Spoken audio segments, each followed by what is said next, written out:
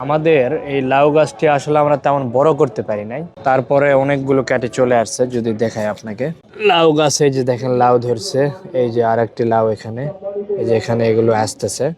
আসলে এখানে লাউ গাছে হয়েছিল কি আপনার ইঁদুরে কেটে দিত, আমরা লাউ গাছটা বড় করতেই পারতাম না, ইঁদুরে কেটে দিত। তারপরও মোটামুটি কিছুটা হয়েছে, তো এটা তো অনেকটা লাউ ধরছে। তো আপনারা যদি ছোট্ট একটি টব দেখেন, এখানে অল্প একটু টপে গাছ লাগাইছি, দুটি গাছ। তো এইভাবে আপনার লাউ গাছগুলো কিন্তু টপে লাগাইতে পারেন। আর শীতের সময় বিদায় আমরা এখানে পেঁয়াজের গাছগুলো লাগাই দিয়েছি। তো লাউ গাছ লাগাই দিলে আপনার কিন্তু লাউ মোটামুটি ভালো হয়, কিন্তু আমাদের এখানে করতে পারি না ইঁদুরের জন্য। বাট পাশে সিম গাছ, এটি কিন্তু অনেক ভালো হয়েছে। অনেক দিন থেকে আমরা সিম হারভেস্ট করতেছি, সিম অনেক ভালো ধরতেছে।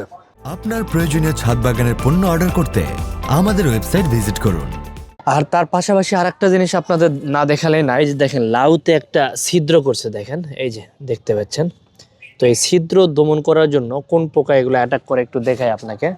এই যে এখানে যে পোকাগুলো দেখতে পাচ্ছেন, এই পোকাগুলো অ্যাটাক করে করে আপনার এরকম ছিদ্র করে, আর ছিদ্র করে ফেললে সে ফল হয় না। তো এটি নির্মূল করার জন্য আপনার এরকম ফেরোমন ফাঁদ ব্যবহার করতে পারেন। এগুলো আমাদের সিরাজ থেকে পেয়ে যাবেন, অথবা ইয়েলো ট্যাপ ব্যবহার করে দিতে পারেন। দেখেন কি পরিমাণ এখানে আটকায় পড়ছে এখানে। তো ফেরোমন ফাঁদ, ইয়েলো ট্যাপ এগুলো আপনার ব্যবহার করলে অর্গানিক ভাবে আপনি এই পোকাগুলো দমন করতে পারবেন। অনন্ত যত ধরনের পোকা রয়েছে সবগুলো কিন্তু এই ফাঁদে আর এই ফাঁদে এগুলো অ্যাটাক পড়ে যায়, এরপরে মারা যায়।